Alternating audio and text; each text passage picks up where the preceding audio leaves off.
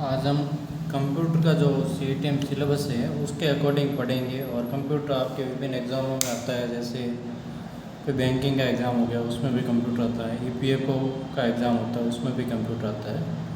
तो कंप्यूटर का जो सिलेबस है उसको अपन बेसिक से एडवांस स्तर की ओर जाएंगे। अपन पहले तो कंप्यूटर के बारे में बेसिक सारा नॉलेज लेंगे, उसके बाद में हम MS ऑफिस और उनके बारे में पढ़ेंगे। तो आज हम बात करते हैं सबसे पहले कि कंप्यूटर होता क्या है। ये कंप्यूटर क्या है? आपने कंप्यूटर, आजकल तो टेक्नोलॉजी का ज़माना है तो हर कोई कंप्यूटर के बारे में जानता है। कंप्यूटर क्या होता है? एक इलेक्ट्रॉनिक उपकरण है जिसमें अपन क्या करते हैं, कोई भी अपने जो डाटा होते हैं वो फीड करते हैं कि वे अपने को क्या काम करवाना है, और उसके अकॉर्डिंग वो कंप्यूटर क्या करता है, उसको प्रोसेस करता है और अपने को आउटपुट मिल जाता है। जैसे मान लो अपने को कैलकुलेशन करनी है किसी की, बच्चों की जैसे मार्कशीट बनानी है, तो अपन क्या करते हैं, उनका डाटा फीड करते हैं कि भाई ये इनके मार्क्स वगैरह है। तो फिर कंप्यूटर उसके अकॉर्डिंग अपना जो फॉर्मूला लगाते हैं उसके अकॉर्डिंग वो रैंक बता देता है कि भाई इसके मैक्सिमम मार्क्स है, इसके मिनिमम मार्क्स है, तो उसका आउटपुट कंप्यूटर दे देता है। तो कंप्यूटर के क्या क्या गुण होते हैं, कैरेक्टरिस्टिक्स क्या होते हैं, ये आपके CET के सिलेबस में भी है। तो गुण क्या होंगे? पहला तो है कि स्पीड में जो एक मानव काम कर सकता है उससे बहुत तेज़ स्पीड होती है कंप्यूटर की। क्या होती है कि एक व्यक्ति जो काम करता है उससे 5 गुना ज़्यादा, या आप कितने गुना ज़्यादा मान सकते हो, 10 गुना ज़्यादा भी व्यक्ति से ज़्यादा तेज़ काम करता है कंप्यूटर। दूसरा ये एक्यूरेसी। मान लो आदमी तो भूल भी सकता है अगर कोई गलती बाय मिस्टेक, बट कंप्यूटर जो काम करता है, अपन जो भी डाटा फीड करते हैं उसके अकॉर्डिंग वो एक्यूरेट कैलकुलेट करके अपने को बताता है। एक्यूरेसी इसमें ज़्यादा होती है। उसके अलावा थर्ड इसका कैरेक्टरिस्टिक्स है भंडारण क्षमता। तो इसकी जो भी स्टोरेज कैपेसिटी होती है उसके अकॉर्डिंग इसकी भंडारण क्षमता को बढ़ाया जा सकता है। उसके अलावा डिलीजेंस या कर्मठता का ये मीनिंग है कि जो कंप्यूटर होता है वो थकता नहीं है। अगर आप उसको पावर देते जाओगे तो उसको भले 24 घंटे काम करोगे तो भी वो काम करता रहेगा आपका। उसके अलावा है वर्सेटिलिटी मतलब है बहुमुखी प्रतिभा। जो कंप्यूटर होता है वो एक तरीके का काम नहीं करता है, वो साइंस का भी काम करता है, आपके बिजनेस से रिलेटेड है वो भी काम करता है, कॉमर्स से भी रिलेटेड काम करता है, बैंकिंग हो गया, या फिर अंतरिक्ष से रिलेटेड, मतलब एक नॉर्मल शॉप से लगा के अंतरिक्ष में जो रॉकेट जाते हैं वहाँ तक कंप्यूटर का उपयोग होता है। मतलब हर क्षेत्र में कंप्यूटर का उपयोग किया जा सकता है। उसमें इतनी अपन सॉफ्टवेयर डेवलप कर सकते हैं और उसके अकॉर्डिंग ये कार्य करता है। नेक्स्ट इसका जो गुण है वो है रिमेम्बरिंग पावर। मतलब कंप्यूटर की जो संग्रहण क्षमता होती है वो बहुत ही ज़्यादा होती है, उसका डाटा आसानी से उड़ता नहीं है, अपन उड़ा देते हैं तभी ये डाटा हटाया जाता है, नहीं तो ये डाटा नहीं हटता है वहाँ से। उसके अलावा जैसे कंप्यूटर के पार्ट्स क्या क्या होंगे, पहला तो होता है इनपुट यूनिट।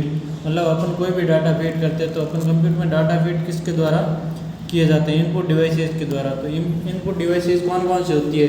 जैसे माउस हो गया, कीबोर्ड हो गया, ये क्या होती है? अपनी इनपुट डिवाइसेस, और उनके द्वारा अपन क्या करते हैं, कंप्यूटर में डाटा इनपुट करते हैं। ठीक है। उसके बाद प्रोसेसिंग यूनिट में अपना आएगा CPU। जो अपन जो भी डाटा देते हैं उसके अकॉर्डिंग, इनपुट देने के अकॉर्डिंग वो क्या करते हैं, उस डाटा को क्या करता है, प्रोसेस करता है। और प्रोसेस करने के बाद में हम मॉनिटर हो गया या जो भी आउटपुट डिवाइसेज हैं उनके द्वारा हम क्या करते हैं, वापस डाटा, जो प्रोसेस हुआ डाटा है वो उपयोगकर्ता को वापस मिल जाता है। और जो स्टोरेज यूनिट होती है, मेमोरी वगैरह, रैम रोम, तो वो क्या काम करती है, जो भी हमारा डाटा है उसको स्टोर करने का काम करती है। तो ये हमने पढ़ा था कि इसके क्या कैरेक्टरिस्टिक्स होते हैं, और इनपुट यूनिट क्या होता है, प्रोसेसिंग यूनिट क्या होता है, आउटपुट यूनिट क्या होता है, स्टोरेज यूनिट क्या होते हैं।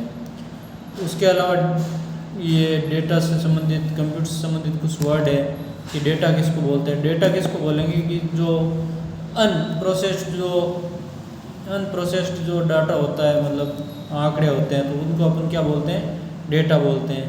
और जब वो प्रोसेस हो जाता है जो डेटा, तो उसको अपन क्या बोलेंगे, इन्फॉर्मेशन। क्या बोलते हैं अपन, इन्फॉर्मेशन। ठीक है, ये हो गया। फिर कंप्यूटर का विकास किस प्रकार हुआ है वो देखो। 1642 में जो सबसे पहले प्रथम गणना करने वाली मशीन बनाई थी पास्कलाइन नाम से। कौन सी मशीन थी अपने, पास्कलाइन नाम से एक मशीन बनाई थी। वो किसने बनाई थी? ये बनाई थी फ्रांसीसी वैज्ञानिक थे एक बहुत बड़े, उन्होंने ब्लेज पास्कल नाम था। उन्होंने कौन सी मशीन बनाई थी सबसे पहले? ये पास्कलाइन जो गणना करने वाली मशीन थी।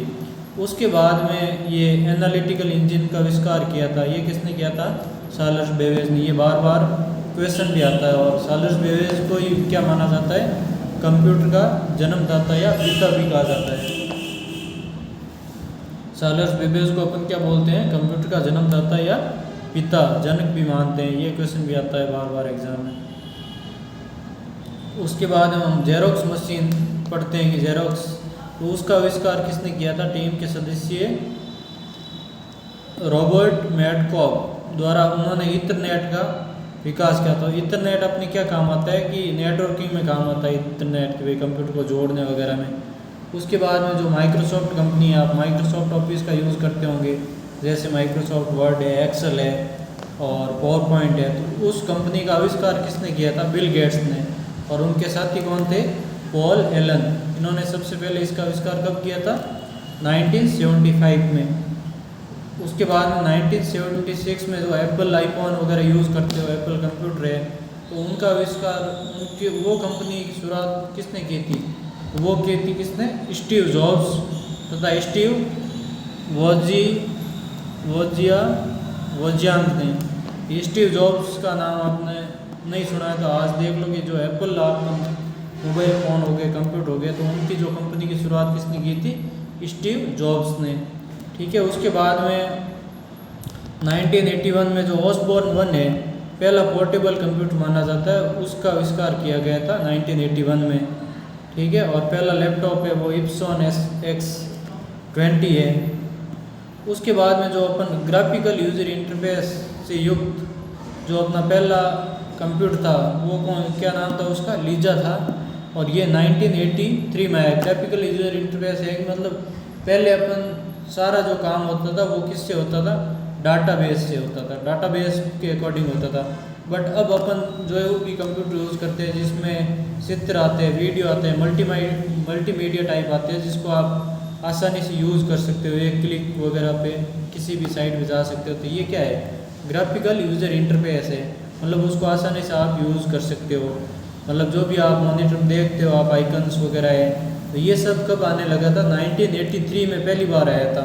कौन से कंप्यूटर में? लीजा में। ठीक है। उसके बाद में 1985 में माइक्रोसॉफ्ट ने भी विंडोज़ ग्राफिकल ऑपरेटिंग सिस्टम को क्या किया था? लॉन्च किया था। ठीक है। और HTML लैंग्वेज है। HTML लैंग्वेज कहाँ काम आती है? आप वेबसाइट जो भी डेवलप करते हो तो उसमें HTML लैंग्वेज यूज आती है। और ये कब बनाई गई थी? इसका विकास हुआ है 1990 में टीम बर्नर्स-ली ने किया था। किसने किया था? टीम बर्नर्स-ली ने 1990 में आविष्कार किया था HTML लैंग्वेज, जो काम कहाँ आती है? www मतलब वर्ल्ड वाइड वेब। आप जो भी वेबसाइट बनाते हो तो उसमें कौन सी लैंग्वेज यूज़ में आती है? HTML लैंग्वेज यूज़ में आती है। और टीम बर्नर्स-ली ने पहली बार URL जो होता है, आप URL किसको बोलते हो? मान लो किसी भी आप साइट पे जा रहे हो तो उसका लिंक है, जैसे आप हायर एजुकेशन की साइट पे जाते हो तो उसका क्या लिंक होगा? ht.rajasthan। तो ये क्या है? URL। इसका आविष्कार भी किसने किया था? टीम बर्नर्स-ली ने। उसके बाद में गूगल सर्च इंजन का विकास किसने किया था? ये अपने किया था सेंगई ब्रिन और लैरी पेज ने। सेंगई ब्रिन और लैरी पेज ने। इन्होंने किसका आविष्कार किया था? Google search engine. आप आज हर चीज़ मान लो मोबाइल में भी यूज़ करते हो, कोई भी चीज़ सर्च करनी होती है तो किस पे सर्च करते हो? गूगल पे करते हो। आपको ये भी पता होना चाहिए कि इसका आविष्कार किसने किया था? वो किया था सेंगई ब्रिन और लैरी पेज ने। किसने किया था? सेंगई ब्रिन और लैरी पेज ने। उसके अलावा जो फेसबुक नामक सोशल साइट है, ये तो आपको पता ही होगा, फेसबुक किसने की थी? मार्क जकरबर्ग ने। ठीक है। फिर व्हाट्सएप का आविष्कार किसने किया था? ब्रायन एक्टन और जॉन कुम ने। और यूट्यूब कब आई थी? 2005 में। कब आई थी यूट्यूब? 2005 में। अब हम बात करते हैं कि कंप्यूटर को कौन कौन सी पीढ़ियाँ हैं। सबसे पहले किस टाइप का कंप्यूटर आया था, उसमें कौन सी लैंग्वेज यूज होती थी, किस टाइप का ड्रम वगैरह इनपुट कैसे होता था, ये सब अपन देखते हैं। तो सबसे पहले जो कंप्यूटर आए थे प्रथम पीढ़ी थी, अपन 5 पीढ़ियों में आज तक विभाजित किया गया है। तो अपन एक एक पीढ़ी करके देखते हैं। पहली पीढ़ी थी वो कौन सी थी, 1940 से 1956, 1940 से 1956 तक जो प्रथम पीढ़ी थी कंप्यूटर की वो आई थी, जिसमें पहली पीढ़ी में क्या यूज़ किया गया था, वैक्यूम ट्यूब। क्या यूज़ किया गया था उसमें, वैक्यूम ट्यूब। तो पहली पीढ़ी में वैक्यूम ट्यूब पे जो भी कंप्यूटर थे वो किस पे चलते थे, वैक्यूम ट्यूब पे। और इसमें जो लैंग्वेज होती थी वो कौन सी यूज़ की गई थी, यूनिक और एनिएक लैंग्वेज यूज़ की गई थी इसमें, ठीक है। और ये जो कंप्यूटर थे वो कौन सी भाषा समझते थे, मशीनी भाषा समझते थे। कौन सी भाषा, मशीनी भाषा। और इनपुट के लिए अपन किसका यूज़ करते थे, इनपुट के लिए हम यूज़ करते थे पंच कार्ड का। किसका यूज़ करते थे, पंच कार्ड का। जो भी आप इनपुट देना होता तो ये पंच कार्ड होता था, जिसमें बड़े बड़े डाटा, मतलब बहुत ही बड़ी संख्या में डाटा होता था, वो फीड करना पड़ता था, तब आपको वो आउटपुट मिलता था। तो ये अपने सबसे पहली पीढ़ी थी जो 1940 में 40 से 56 तक थी। उसमें वैक्यूम ट्यूब का यूज़ किया गया था, जिसमें जो भी अपने कंप्यूटर थे बहुत बड़े आकार के थे, एक मकान के आकार में उन कंप्यूटर को लगाया जाता था, ठीक है। उसके बाद में जो अपनी द्वितीय पीढ़ी आती है, 1956 से 1963 तक। क्या रहेगा इसका टाइम पीरियड, 1956 से 1963 तक, जिसमें यूज़ किया गया था ट्रांजिस्टर का। किसका यूज़ किया गया था, ट्रांजिस्टर का।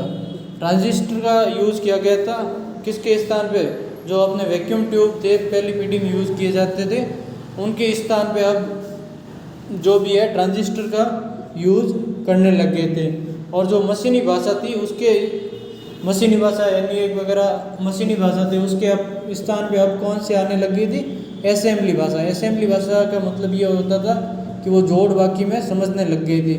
मशीनरी भाषा होती है वो तो खाली बाइनरी 0 और 1 में ही समझती थी, बट असेंबली भाषा में जैसे प्लस करना, माइनस, गुणा, भाग, ये सिंबल भी उसमें होने लग गए थे, उनका यूज़ होने लग गया था। फिर आती है अपनी तृतीय पीढ़ी, जो थर्ड जनरेशन कंप्यूटर में आते हैं। तो थर्ड जनरेशन में अपना क्या है कि आईसी है। आईसी का सबसे पहले यूज़ कब होने लगा था, थर्ड जनरेशन में। और थर्ड जनरेशन की जो टाइम पीरियड वो क्या था, 1964 से 1971 तक, जिसमें आईसी का यूज़ होने लग गया था। और जो हमारे कंप्यूटर थे वो उसमें कीबोर्ड, मॉनिटर और ऑपरेटिंग सिस्टम का भी क्या होने लग गया था, यूज़ होने लग गया था, ठीक है। उसके बाद में हमारी जो फोर्थ पीढ़ी आई थी, फोर्थ पीढ़ी कब आई थी, 1971 में। कब आई थी, 1971 में, जो अभी तक भी चल रही है। वो क्या थी, अपनी फोर्थ पीढ़ी, जिसमें जो ट्रांजिस्टर यूज़ किया जाता था उसके स्थान पे अब क्या यूज़ होने लग गया, माइक्रो प्रोसेसर। क्या यूज़ होने लग गया, micro processor. Micro processor use होने से अपने क्या है, कंप्यूटर का आकार क्या हो गया, एक छोटा हो गया, और एक टेबल पे भी आप कंप्यूटर रख के आराम से काम कर सकते हो। और इसमें जो होता है ग्राफिकल यूजर इंटरफेस होता है, मतलब आप आसानी से उसको, कोई भी व्यक्ति उसको यूज़ कर सकता है, ठीक है। उसके बाद में अपना जो फिफ्थ पीढ़ी है वो क्या है, आर्टिफिशियल इंटेलिजेंसी पे निर्भर करने लग गई है। इसको क्या बोलते हैं, आर्टिफिशियल इंटेलिजेंसी। आर्टिफिशियल इंटेलिजेंसी का मतलब ये होता है कि आप कि जैसे रोबोट हो गए, तो रोबोट को क्या आप आदेश देते हो और वो आपका काम कर देता है। तो उसको क्या करना पड़ता है, खाली बोल के आदेश देना पड़ता है, और उसके आधार पे ही वो पूरा काम आपको करके कंप्लीट करके दे देता है। जैसे चैट जीपीटी आज लैंग्वेज यूज़ करते हैं। तो ये सब क्या है, एआई बेस्ड टेक्नोलॉजी का ही इन्वेंशन है, ठीक है। तो अपन ने 5 पीढ़ी पर ली थी, कौन कौन सी थी। फर्स्ट पीढ़ी में क्या यूज हुआ था, वैक्यूम ट्यूब। और सेकंड पीढ़ी में क्या यूज होने लग गया था, फिर ट्रांजिस्टर। फिर थर्ड पीढ़ी में आईसी आ गई। फिर फोर्थ पीढ़ी में अपन माइक्रो प्रोसेसर का यूज़ करने लग गए। और फिफ्थ पीढ़ी जो क्या है, आर्टिफिशियल इंटेलिजेंसी का युग आगे आ गया है। उसके बाद में अपन देखते हैं कि कंप्यूटर का वर्गीकरण, कि भाई कंप्यूटर के टाइप्स कौन कौन से होते हैं, क्योंकि कई तरह के कंप्यूटर्स होते हैं। आप देखते हैं बैंक में, बैंकों में अलग होते हैं, रेलवे वगैरह में अलग टाइप के कंप्यूटर यूज होते हैं। अपने जैसे नॉर्मल किसी घर में होंगे तो वो पर्सनल कंप्यूटर होंगे, तो ये अलग अलग टाइप्स के हैं, तो वो अलग अलग विभाजन किया गया है कि कौन कौन से टाइप्स होते हैं, उनका क्या काम होता है। तो तकनीक के आधार पे देखते हैं अपन। सबसे पहले तो क्या देखते हैं, टेक्नोलॉजी के आधार पे। तो टेक्नोलॉजी के आधार पे सबसे पहले तो जो कंप्यूटर कौन से होते हैं, एक होते हैं डिजिटल कंप्यूटर। क्या होते हैं, डिजिटल कंप्यूटर। डिजिटल कंप्यूटर क्या होते हैं, वो 0 और 1 की भाषा समझते हैं। क्या समझते हैं, 0 और 1 की भाषा समझते हैं। जैसे अपने डेस्कटॉप हो गए, क्या है, डेस्कटॉप है, लैपटॉप है, तो ये क्या है, डिजिटल कंप्यूटर है। दूसरे अपने क्या होते हैं, एनालॉग कंप्यूटर होते हैं। क्या होते हैं, एनालॉग कंप्यूटर। आप अगर पेट्रोल पंप पे जाते हो तो वो जो आपके पैसे बता रहा है, तो वो एक तरीका का क्या हो जाएगा, आपका एनालॉग कंप्यूटर हो जाएगा। क्या है वो, एनालॉग कंप्यूटर है। जैसे आपका एनालॉग अगर घड़ी आप पहन रहे हो, स्मार्ट वॉच, तो वो भी क्या है, आपके एनालॉग है। या स्पीडोमीटर है, आपके स्कूटी वगैरह में हो गया, आपके कार वगैरह में है, तो ये भी क्या है, एक तरीके का एनालॉग कंप्यूटर है। उसके बाद में अपन पढ़ते हैं कि हाइब्रिड कंप्यूटर। हाइब्रिड कंप्यूटर वो होते हैं जो एनालॉग और डिजिटल दोनों ही यूज़ में लिए जाते हैं। जैसे रडार हो गया, रडार प्रणाली हो गया, और अपना स्मार्टफोन होता है, अपन मोबाइल यूज़ करते हैं स्मार्टफोन, उसमें भी क्या यूज़ होता है, हाइब्रिड कंप्यूटर टेक्नोलॉजी। ठीक है, तो ये 3 टाइप के हो गए टेक्नोलॉजी के आधार पे। किसके आधार पे, तकनीकी के आधार पे 3 टाइप के कंप्यूटर होते हैं। उसके बाद हम बात करते हैं कि आकार के आधार पर और जो फंक्शन होते हैं, काम, उसके आधार पे कौन कौन से टाइप्स के कंप्यूटर होते हैं। आकार और कार्य के आधार पर, कार्य क्षमता के आधार पे। तो कार्य क्षमता के आधार पर जो सबसे तेज़ काम करता है, वो अपन अलग अलग देश से कम गति और कम साइज़ की तरफ बढ़ेंगे और इसका आकार के बारे में पढ़ते हैं। तो सबसे जो मोस्ट परफॉर्मेंस और सबसे तेज़ कंप्यूटर है वो कौन सा है, अपने सुपर कंप्यूटर। कौन सा है, सुपर कंप्यूटर, जो सबसे तेज़ कंप्यूटर होता है, विश्व का सबसे तेज़ होता है। इसकी प्रोसेसिंग बहुत ही तेज़ होती है और ये मतलब साइंटिफिक या बड़े लेवल पे यूज़ किया जाता है, नॉर्मल लेवल पे ये यूज़ नहीं किया जाता है। जैसे वर्तमान में अपन जापान का जो फुगाकू कंप्यूटर है, जापान का कौन सा है, फुगाकू नाम है कंप्यूटर का, उसको अपन सबसे तेज़ मान सकते हैं। ठीक है, ये सुपर कंप्यूटर होते हैं जो सबसे बहुत ही तेज़ स्पीड होती है इनकी।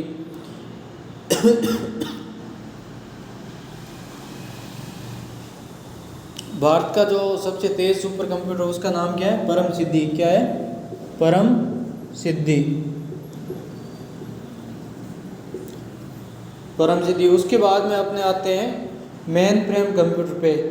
मेन फ्रेम कंप्यूटर, आप एक ये भी याद रखना कि जो भारत का पहला सुपर कंप्यूटर है वो कौन सा था, परम, और जिसका किसने इन्वेंशन किया था, ये सीडेक कंपनी ने किया था। ठीक है, सीडेक परम 8000 था जिसका सीडेक कंपनी ने क्या इन्वेंशन किया था, कंप्यूटर को निर्मित किया था। ठीक है, उसके बाद में हम बात करते हैं कि main frame computer. Second type के जो आकार के आधार पे कौन से होते हैं, मेन फ्रेम। मेन फ्रेम जो कंप्यूटर होते हैं ये नॉर्मली बैंकिंग हो गया, रेलवे हो गया, जहाँ बड़ा ज़्यादा लेवल पे डाटा वगैरह यूज़ में आता है और ज़्यादा प्रोसेसिंग होती है, तो वहाँ ये मेन फ्रेम कंप्यूटर काम में लिए जाते हैं। ये थोड़े मिनी कंप्यूटर से क्या होते हैं, महंगे होते हैं और प्रोसेसिंग में भी सुपर कंप्यूटर से कम होते हैं, बट मिनी कंप्यूटर से इसकी क्या है, प्रोसेसिंग स्पीड क्या होती है, थोड़ी ज़्यादा होती है। उसके बाद में हम थर्ड टाइप की बात करते हैं, वो क्या होते हैं, मिनी कंप्यूटर। क्या होते हैं, मिनी कंप्यूटर। मिनी कंप्यूटर को अपन क्या बोलते हैं, मिड रेंज कंप्यूटर की बात बोल भी सकते हैं। क्या बोलते हैं, मिड रेंज कंप्यूटर भी बोल सकते हैं। ये अलग अलग कंपनियों में, छोटी फर्मों में ये नॉर्मली यूज़ किए जाते हैं। ठीक है, ये अपन पर्सनल कंप्यूटर यूज़ करते हैं, उससे इसकी थोड़ी स्पीड ज़्यादा होती है और स्टोरेज भी थोड़ी ज़्यादा होती है। अपन इसमें K202 कंप्यूटर है या फिर IBM मिड रेंज कंप्यूटर है, तो ये उसके एग्जाम्पल है कुछ। उसके बाद हम बात करते हैं जो अपन नॉर्मल ऑफिस में या आपके घरों में भी यूज़ होते होंगे, वो कौन सा कंप्यूटर है, माइक्रो कंप्यूटर। कौन सा कंप्यूटर है, माइक्रो कंप्यूटर। माइक्रो कंप्यूटर होते हैं वो नॉर्मली अपन क्या बोलते हैं, डेस्कटॉप कंप्यूटर हो गया या फिर लैपटॉप हो गया, तो ये आपका कौन सा कंप्यूटर है, माइक्रो कंप्यूटर। कौन सा कंप्यूटर है आपके, ये माइक्रो कंप्यूटर। ये स्मार्टफोन हो गया, नोटबुक होगी, तो ये सारे जो भी आपके घरों में यूज होते हैं तो वो कौन से है, डेस्कटॉप हो गया, अपना लैपटॉप हो गया, तो ये सब क्या है, माइक्रो कंप्यूटर। उसके बाद में हम बात करते हैं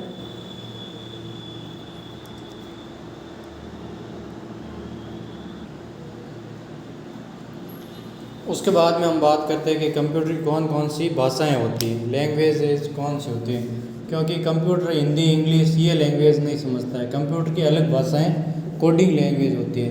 हर काम, मान लो अपन तो ग्राफिकल यूज़र इंटरफेस है, तो अपन तो इनपुट देते हैं और वो उसका आउटपुट देता है, बट उसके बैकग्राउंड में जो भाषा चलती है वो क्या है, मशीनी लैंग्वेज, और जो भी कंप्यूटर की भाषा होती है वो चलती है।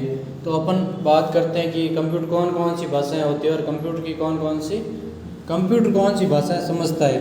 तो एक तो होती है निम्न स्तरीय भाषा।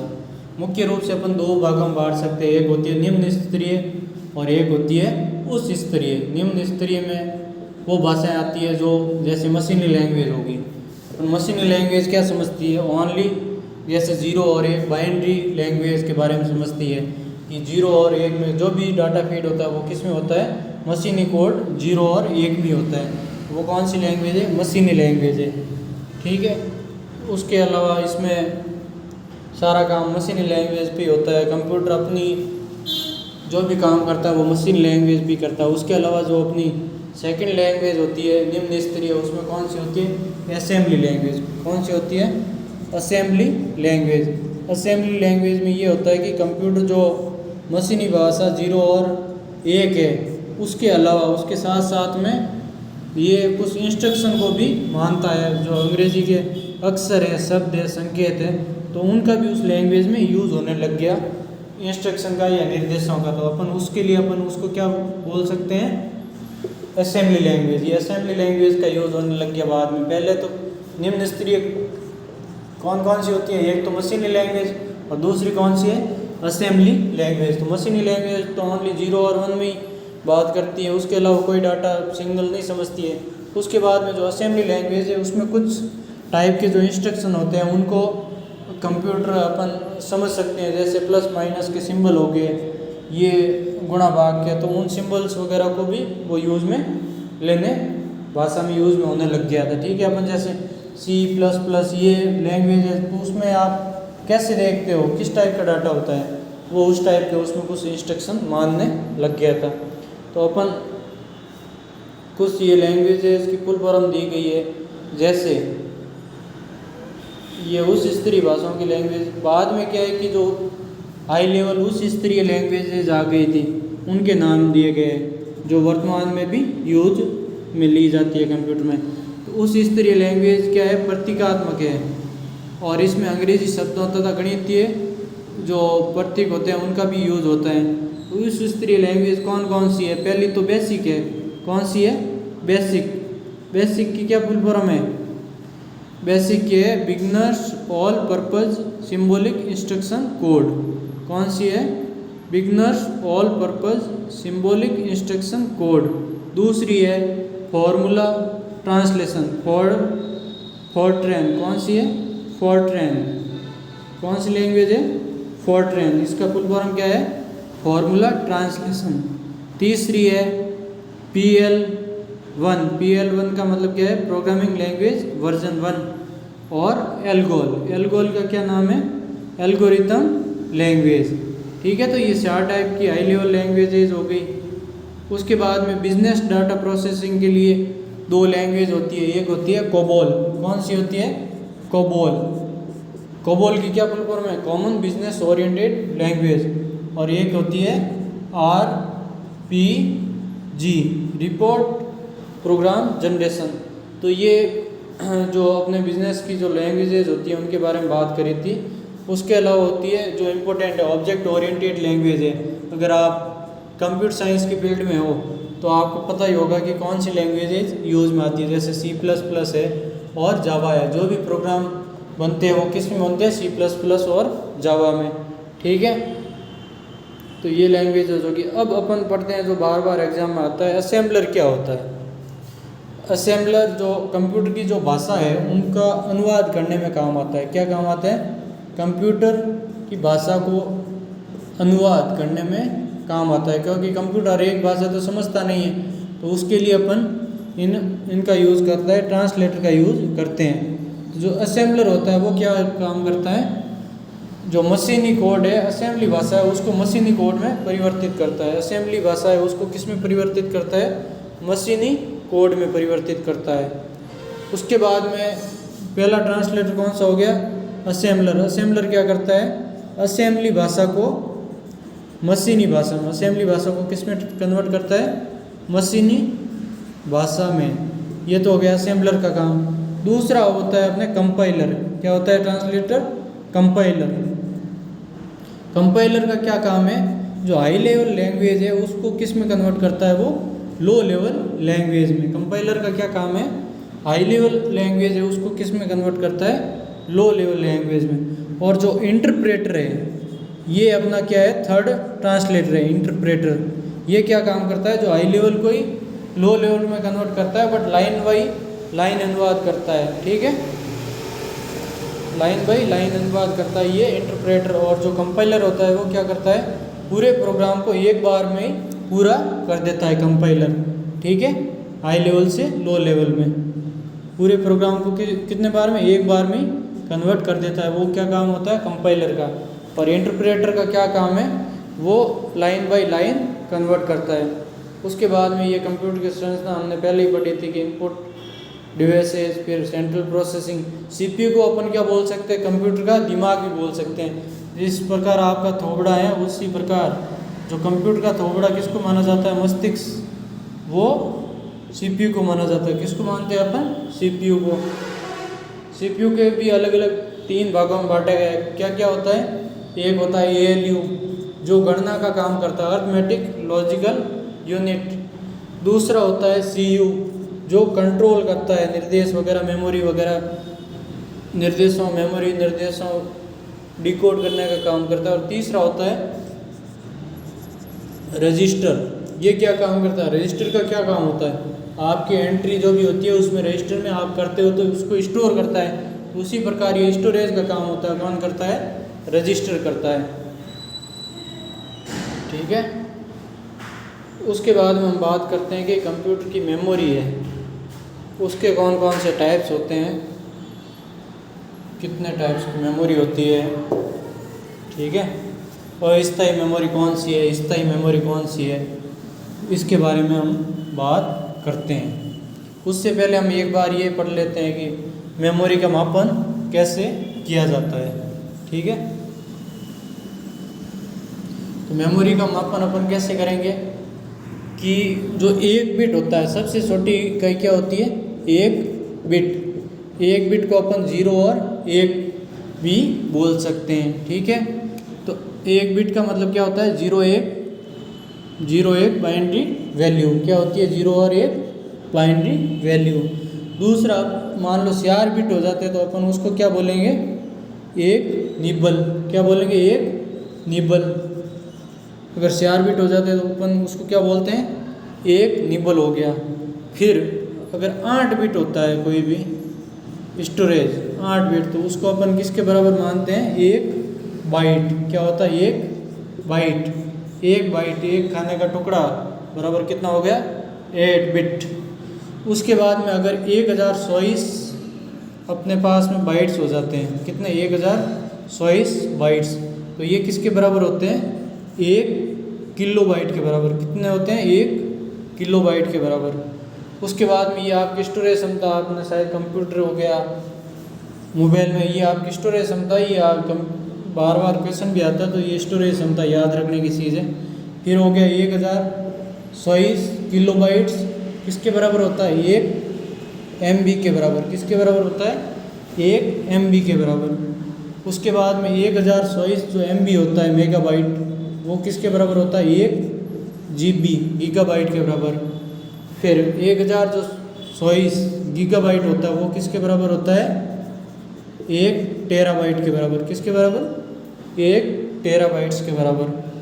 फिर 1024 टेराबाइट्स होते हैं वो मिलके क्या बनता है, 1 पेटाबाइट्स। क्या बनता है, 1 पेटाबाइट्स।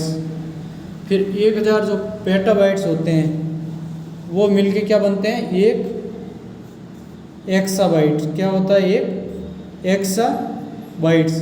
आप नॉर्मली कहाँ तक यूज़ करते हो? जीबी तक, आपके मोबाइल में जीबी तक स्टोरेज होगी, ठीक है। टेराबाइट है ये आप कंप्यूटर में जो हार्ड डिस्क होती है वो आप देखते होंगे 1 TB की, 2 TB की, ठीक है। फिर अपन पढ़ रहे थे कि 1024 एक्साबाइट होते हैं, 1024 एक्साबाइट ये किसके बराबर होते हैं? ये होते हैं 1 जेटाबाइट के बराबर। किसके बराबर? 1 जेटाबाइट के बराबर।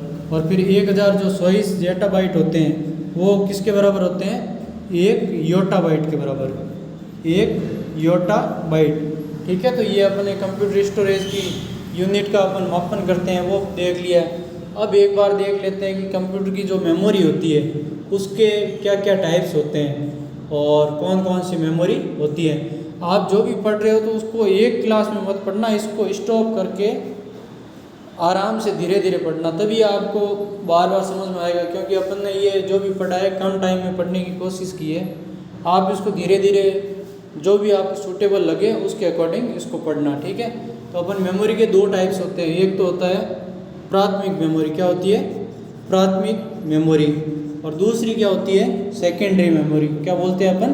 Secondary memory. प्राथमिक मेमोरी होती है वो मुख्य मेमोरी माना जाता है, इसको क्या बोलते हैं? Main memory. और इसमें जो डाटा होता है वो मुख्य रूप से अस्थायी होता है। क्या होता है? अस्थायी, टेम्परेरी। क्या होगा? टेम्परेरी। जबकि जो द्वितीयक मेमोरी होती है उसमें क्या रहेगा? अपना डाटा वो स्थायी रहेगा। क्या रहेगा? स्थायी। जैसे आप पेन ड्राइव वगैरह में डाटा यूज़ करते हो तो वो क्या है आपका? हमेशा स्थायी रहता है। हार्ड डिस्क हो गई तो ये भी क्या रहेगा? उसमें डेटा स्थायी रहेगा। तो अपन इसके प्राइमरी मेमोरी के भी 2 पार्ट होते हैं। कौन कौन से? एक होता है रैम। क्या होता है? रैम। रैम की फुल फॉर्म है रैंडम एक्सेस मेमोरी। क्या है? Random access memory. अपन इसको क्या बोल सकते हैं? वॉलेंटाइल मेमोरी। क्या बोलेंगे? वॉलेंटाइल। वॉलेंटाइल का क्या मीनिंग होता है? अस्थायी मेमोरी। क्या होगा? अस्थायी मेमोरी। और दूसरी होती है अपनी रोम। क्या होती है? रोम। रोम की फुल फॉर्म है रीड ओनली मेमोरी। क्या होगा? Read only memory. इसको हम स्थायी कोई प्रोग्राम स्टोर वगैरह करते हैं तो वो इसमें करते हैं, ठीक है। इसको अपन नॉन वॉलेंटाइल बोलेंगे। क्या बोलेंगे? Non volatile memory. क्या बोलते हैं? नॉन वॉलेंटाइल मेमोरी, ठीक है। इसके ये अलग अलग टाइप्स दे रखे हैं इसमें, मेमोरी के टाइप्स बता रखे हैं। देखो प्राइमरी मेमोरी हो गई वो वॉलेंटाइल और नॉन वॉलेंटाइल 2 टाइप्स में इसको डिफाइन किया गया। जैसे वॉलेंटाइल में क्या क्या आता है? रजिस्टर हो गया, कैश मेमोरी हो गया और रैम हो गया। रैम के ये अलग अलग प्रकार है, जैसे एस रैम है, डी रैम है, एस डी रैम है, ई डी रैम है, ये आपके अलग अलग प्रकार है। और नॉन वॉलेंटाइल में आपके क्या आएगा? पी रोम हो गया, ई पी रोम हो गया और डबल ई पी रोम हो गया, ठीक है। उसके बाद में जो सेकेंडरी मेमोरी होती हैं ये आपके कौन सी होती है? एक तो मैग्नेटिक टाइप की होती है और दूसरी क्या होती है?